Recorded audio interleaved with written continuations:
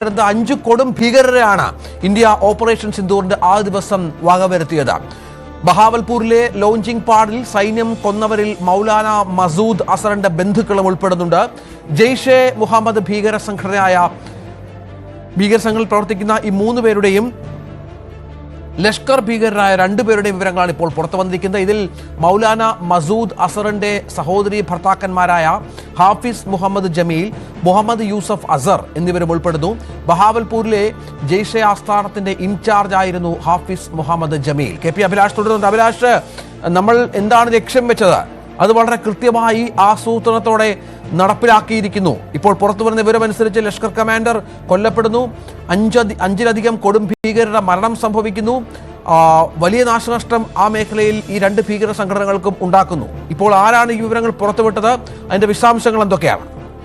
Yes, അതായത് രഞ്ജിത്ത്, അതാണ് നമ്മൾ തുടക്കത്തിൽ സൂചിപ്പിച്ചത്. അടുത്ത വാർത്തയിലേക്ക് വരാമെന്ന് പറഞ്ഞതും ഇത് തന്നെയായിരുന്നു. പാകിസ്ഥാന് മറ്റൊരു കള്ളപ്രചാരണം കൂടി ഉണ്ടായിരുന്നത് സാങ്കല്പികമായ തീവ്രവാദ കേന്ദ്രങ്ങളെയാണ് ഇന്ത്യ ആക്രമിച്ചത് എന്നുള്ളതാണ്. സാധാരണക്കാരായ ആളുകളാണ് ഈ ആക്രമണത്തിൽ കൊല്ലപ്പെട്ടത് എന്നുള്ളതായിരുന്നു. എന്നാൽ ഇപ്പോഴിതാ അങ്ങനെയല്ല. ഇന്ത്യ എന്താണോ ലക്ഷ്യം വെച്ചത് അത് തന്നെയാണ് ഇന്ത്യ നേടിയെടുത്തത് എന്ന് സ്ഥിരീകരിക്കുന്ന റിപ്പോർട്ടുകളിലേക്ക് പോകുന്നു. വളരെ വിചിത്രമായ ഒന്ന് അന്ന് തന്നെ പുറത്തു വന്നതാണ്. കാരണം കൊടും ഭീകരനായ മസൂദ് അസർ തന്റെ കുടുംബത്തിൽപ്പെട്ട 10 പേർ കൊല്ലപ്പെട്ടു എന്ന് പ്രസ് റിലീസ് പുറത്തിറക്കിയതാണ്. അതുകൊണ്ട് തന്നെ വളരെ കൃത്യമായി ഭീകരവാദ കേന്ദ്രങ്ങൾ ആയിരുന്നു ഇന്ത്യ ലക്ഷ്യം വെച്ചത് എന്ന് അന്ന് തന്നെ തെളിയിക്കപ്പെട്ടതാണ്. പിന്നീട് നടന്ന സംസ്കാര ശുശ്രൂഷകളിൽ അടക്കം സൈനിക ഉദ്യോഗസ്ഥർ ഉൾപ്പെടെ പങ്കെടുത്തത് നമ്മൾ ദൃശ്യങ്ങളിൽ അടക്കം കണ്ടതാണ്. ഇപ്പോഴിതാ അത് സ്ഥിരീകരിക്കുന്ന റിപ്പോർട്ടുകൾ കൂടുതലായി പുറത്തുവരുന്നു. ഒരുപക്ഷെ മസൂദ് അസറിന്റെ ഒരു പ്രസ്താവന അന്നുണ്ടായത് പ്രധാനമന്ത്രി നരേന്ദ്രമോദിയും ഇന്ത്യൻ സർക്കാരും എൻ്റെ കുഞ്ഞുങ്ങളെയാണ് കൊലപ്പെടുത്തുന്നത്, ഞാനും അവരോടൊപ്പം പോകുന്നതായിരുന്നു നല്ലത് എന്ന തരത്തിൽ പോലും ഒരു കൊടും ഭീകരന് പറയേണ്ടി വന്നത് ഇനി നമ്മൾ പറയാൻ പോകുന്ന ഈ ഡേറ്റകളുടെ അടിസ്ഥാനത്തിലാണ്. അതായത് ലഷ്കർ-ഇ തോയ്ബയുടെയും ജെയ്ഷെ മുഹമ്മദിന്റെയും ഹിസ്ബുൾ മുജാഹിദീന്റെയും തന്ത്രപ്രധാന കേന്ദ്രങ്ങളിൽ ആയിരുന്നു ഇന്ത്യ ആക്രമണം നടത്തിയത്. അതിൽ വളരെ പ്രധാനപ്പെട്ട ചുമതലകൾ വഹിച്ചിരുന്നവർ കൂടി കൊല്ലപ്പെട്ടിരിക്കുന്നു എന്നുള്ള വിവരം ആണ് ഇപ്പോൾ പുറത്തു വരുന്നത്.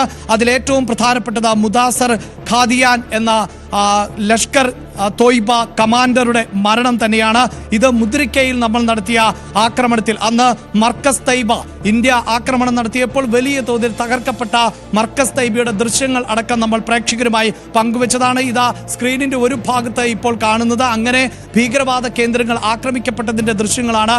ഈ ആക്രമണത്തിൽ ആണ് മുദാസിർ ഖാലിദ് മരണപ്പെട്ടത്. ഇത് പാകിസ്ഥാനിലെ, അതായത് പാക് അധിനിവേശ കശ്മീരിൽ വലിയ തോതിൽ തീവ്രവാദ പ്രവർത്തനങ്ങൾക്ക് നേതൃത്വം നൽകിയിരുന്ന ആൾ ആയിരുന്നു എന്നുള്ളതാണ്. മാത്രവുമല്ല, ഈ മുദാസിറിന്റെ സംസ്കാര ചടങ്ങിൽ ആണ് ഞാൻ നേരത്തെ സൂചിപ്പിച്ചതുപോലെ പാകിസ്ഥാനിലെ ഉന്നത സൈനിക ഉദ്യോഗസ്ഥർ ഉൾപ്പെടെ പങ്കെടുത്തു എന്നുള്ളതിന്റെ ദൃശ്യങ്ങൾ അടക്കം പുറത്തു വന്നത്.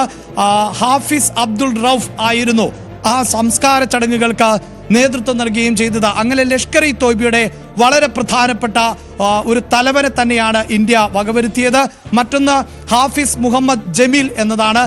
ഹാഫിസ് മുഹമ്മദ് ജമീൽ ജെയ്ഷെ മുഹമ്മദിന്റെ തീവ്രവാദിയാണ്. ഇത് മൗലാന മസൂദ് അസറിന്റെ സഹോദരിയുടെ ഭർത്താവ് കൂടിയാണ് എന്ന പ്രത്യേകത കൂടി ഉണ്ട്. അങ്ങനെ മസൂദ് അസറുമായി ഏറ്റവും ചേർന്ന് നിൽക്കുന്ന ആളുകളെ അടക്കമാണ് ഇന്ത്യ വകവരുത്തിയത്. മർക്കസ് സുബാനല്ല, ഭവൽപൂരിലെ മർക്കസ് സുബാനല്ലയുടെ വളരെ പ്രധാനപ്പെട്ട ചുമതലക്കാരൻ ആയിരുന്നു. നമ്മൾ പ്രേക്ഷകരുമായി ഏറ്റവും അധികം ദൃശ്യങ്ങൾ പങ്കുവച്ചത് ഈ ഭവൽപൂരിലെ മർക്കസ് സുബാനുള്ള നേരത്തെ എങ്ങനെയായിരുന്നു, അതിനുശേഷം തകർക്കപ്പെട്ടതിന് ശേഷം എങ്ങനെ എന്നുള്ളതായിരുന്നു. അതിലാണ് ഇപ്പോൾ സ്ഥിരീകരണം വന്നിട്ടുള്ളത്. മർക്കസ് സുബാനല്ലയിൽ ഇന്ത്യ നടത്തിയ ആക്രമണത്തിൽ, അതായത് ഓപ്പറേഷൻ സിന്ദൂറിൽ ആണ് ഹാഫിസ് മുഹമ്മദ് ജമീൽ എന്ന ഭീകരവാദി കൊല്ലപ്പെട്ടത്. മസൂദ് അസറിന്റെ ബന്ധുക്കളടക്കം 5 കൊടും ഭീകരരും കൊല്ലപ്പെട്ടു എന്നുള്ളതാണ് ഏറ്റവും പ്രധാനപ്പെട്ട വിവരം. ഇവരുടെ സംസ്കാരത്തിന് പാക് സൈനികരും സൈനിക തലപ്പത്തുള്ളവരും മറ്റും പങ്കെടുത്ത ദൃശ്യങ്ങൾ നേരത്തെ പുറത്തു വന്നതാണ്. 9 ഭീകര കേന്ദ്രങ്ങളിൽ പഹൽഗാം ഭീകരാക്രമണത്തിന് തിരിച്ചടിയായി പാകിസ്ഥാനിലെ 9 ഭീകര കേന്ദ്രങ്ങളിൽ ഇന്ത്യ നടത്തിയ ഓപ്പറേഷൻ സിന്ദൂറിൽ കൊല്ലപ്പെട്ട ഭീകരരുടെ വിവരങ്ങൾ ഇപ്പോൾ പുറത്തുവിട്ടിരിക്കുന്നത്. ലഷ്കർ-ഇ തൈബ, ജെയ്ഷെ മുഹമ്മദ് എന്നീ ഭീകര സംഘടനകളുമായി ബന്ധമുള്ള 5 ഭീകരരുടെ വിവരങ്ങളാണ് പുറത്തുവിട്ടത്. മുദസർ ഖാദിയാൻ ഖാസ്, ഹാഫിസ് മുഹമ്മദ് ജമീൽ, മുഹമ്മദ് യൂസഫ് അസർ, ഖാലിദ്, മുഹമ്മദ് ഹസൻ ഖാൻ എന്നിവരെയാണ് സൈന്യം വധിച്ചത് എന്ന വിവരം കൂടി പുറത്തുവരുന്നുണ്ട്. ലഷ്കർ-ഇ തോയ്ബ പ്രവർത്തകനായ മുദാസർ ഖാദിയാൻ ഖാസിന്റെ ഇയാൾ പല പേരിൽ അറിയപ്പെട്ടിരുന്നു. സംസ്കാരത്തിന് ജമാ അത്വ അവ പ്രവർത്തകരും പങ്കെടുത്തു എന്നുള്ളതാണ് ഈ തീവ്രവാദികൾ, കൊല്ലപ്പെട്ട ഭീകരവാദികളുടെ ചിത്രമാണ് ഇപ്പോൾ പ്രേക്ഷകർ കണ്ടുകൊണ്ടിരിക്കുന്നത്. ആഗോള ഭീകര പട്ടികയിൽ ഉൾപ്പെട്ട ആളായ ഹാഫിസ് അബ്ദുൾ റൌഫാണ് ഈ സംസ്കാരത്തിനടക്കം നേതൃത്വം നൽകിയിരുന്നത്. പാകിസ്ഥാൻ സൈന്യത്തിന്റെ ഒരു ലഫ്റ്റനന്റ് കേണലും പാക് പഞ്ചാബ് പോലീസ് IG-യും സംസ്കാര ചടങ്ങിൽ പങ്കെടുത്ത ദൃശ്യങ്ങളടക്കം നേരത്തെ പുറത്തു വന്നതാണ്. ഈ കാണുന്ന ദൃശ്യങ്ങൾ ഈ കൊല്ലപ്പെട്ട, ഇന്ത്യയുടെ ആക്രമണത്തിൽ കൊല്ലപ്പെട്ട ഭീകരന്റെ ദൃശ്യമാണ് എന്നുള്ളതാണ് ഏറ്റവും നിർണായകമായ കാര്യം. ജെയ്ഷെ മുഹമ്മദ് സ്ഥാപകൻ മസൂദ് അസറിന്റെ മൂത്ത സഹോദരിയുടെ ഭർത്താവാണ് കൊല്ലപ്പെട്ട ഹാഫിസ് മുഹമ്മദ് ജമീൽ. അസറിന്റെ ഇളയ സഹോദരിയുടെ ഭർത്താവാണ് മുഹമ്മദ് യൂസഫ് അസർ. ഉസാദ് ജി, മുഹമ്മദ് സലീം, ഗോസി സാഹബ് എന്നീ പേരുകളിലും ഇയാൾ അറിയപ്പെട്ടിരുന്നു. കാണ്ഡഹാർ വിമാനറാഞ്ചൽ കേസിൽ ഇന്ത്യ തേടുന്ന ഒരു ഭീകരൻ കൂടിയായിരുന്നു ഇയാൾ എന്ന അത് നിർണായക വിവരങ്ങളും പുറത്തുവിടുന്നുണ്ട്. അങ്ങനെ വിവിധ ഭീകരാക്രമണങ്ങളിലും ജമ്മു കാശ്മീരിൽ നടന്ന വിവിധ ഭീകരാക്രമണങ്ങൾ, അഫ്ഗാനിസ്ഥാനിലേക്കുള്ള ആയുധ കള്ളക്കടത്ത്, ഇയാൾക്ക് അത്തരം കാര്യങ്ങളിൽ പങ്കുണ്ടായിരുന്നു. ഇയാളുടെ സംസ്കാര ചടങ്ങും അബു ആകാംഷ എന്നറിയപ്പെടുന്ന ഖാലിദ് ലഷ്കർ ഇ തോയ്ബ പ്രവർത്തകനാണ്. ഇയാളുടെ സംസ്കാര ചടങ്ങിലും പാകിസ്ഥാൻ സേനയിലെ ഉന്നത ഉദ്യോഗസ്ഥരും ഫൈസലാബാദ് ഡെപ്യൂട്ടി കമ്മീഷണറും പങ്കെടുത്തിരുന്നു. അങ്ങനെ ഭീകരരുമായുള്ള ബന്ധം പ്രകടമായി, അഭിലാഷ്, വളരെ പ്രകടമായി തന്നെ ഈ ബന്ധം പാകിസ്ഥാൻ പുറത്തു പറയുകയാണ്. കാരണം ഈ ഭീകരരാണ്, കൊടും ഭീകരരാണ് എന്നും ഇവർ ലോകമെമ്പാടും നടത്തിയിട്ടുള്ള ഭീകര പ്രവർത്തനങ്ങൾ ലിസ്റ്റടക്കം എടുത്തു കാട്ടിയിട്ടും ഇവരുടെ സംസ്കാര ചടങ്ങിൽ പാകിസ്ഥാനിലെ സൈനിക ഉദ്യോഗസ്ഥർ പങ്കെടുക്കുക എന്ന് പറഞ്ഞാൽ വളരെ കൃത്യമാണ്. ലോകത്തിന് മുന്നിൽ മറ്റൊരു തെളിവും ഇനി ആവശ്യമില്ല. തീർച്ചയായും രക്തസാക്ഷികളെന്നും ധീരന്മാർ എന്നും പോരാളികൾ എന്നുമാണ് ഈ ആക്രമണത്തിൽ കൊല്ലപ്പെട്ട ഭീകരവാദികളെ പാകിസ്ഥാൻ വിശേഷിപ്പിച്ചത്. അത് പാക് പ്രധാനമന്ത്രിയാകട്ടെ, പ്രതിരോധ മന്ത്രിയാകട്ടെ. അതുമാത്രവുമല്ല, ഇവരുടെ സംസ്കാര ചടങ്ങുകളിൽ അടക്കം പങ്കെടുത്തത് ഉന്നത സൈനിക ഉദ്യോഗസ്ഥർ ആയിരുന്നു.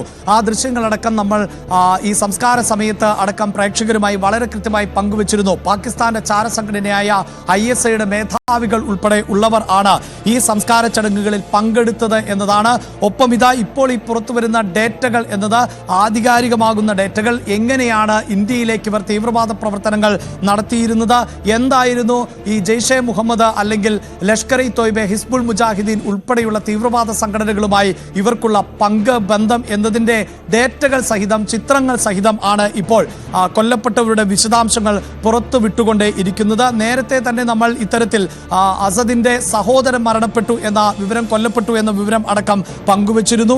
അങ്ങനെ വളരെ പ്രധാനപ്പെട്ട, അതായത് കൃത്യമായി ഇന്ത്യയിലേക്ക് തീവ്രവാദികളെ റിക്രൂട്ട്മെന്റ് നടത്തുക, അവർക്ക് പരിശീലനം നൽകുക, അവരെ ആയുധങ്ങളുമായി ഇന്ത്യയിലേക്ക് ചാവേറുകളായി അയപ്പിക്കുക, ഇതിനെല്ലാം നേതൃത്വം നൽകുന്ന കമാൻഡോ പദവികളിൽ ഉള്ള തീവ്രവാദികളെ, ഭീകരവാദികളെയാണ് ഇപ്പോൾ ഓരോരുത്തരെയായി ഇന്ത്യ വകവരുത്തിയത് എന്നുള്ളതാണ് പുറത്തുവരുന്ന വിവരങ്ങൾ. അതിൽ മുഹമ്മദ് ഹസൻ ഖാൻ എന്ന ജെയ്ഷെ മുഹമ്മദിന്റെ ഭീകരൻ, അദ്ദേഹം മുഫ്തി അസർ ഖാൻ കശ്മീരിയുടെ മകൻ കൂടിയാണ്.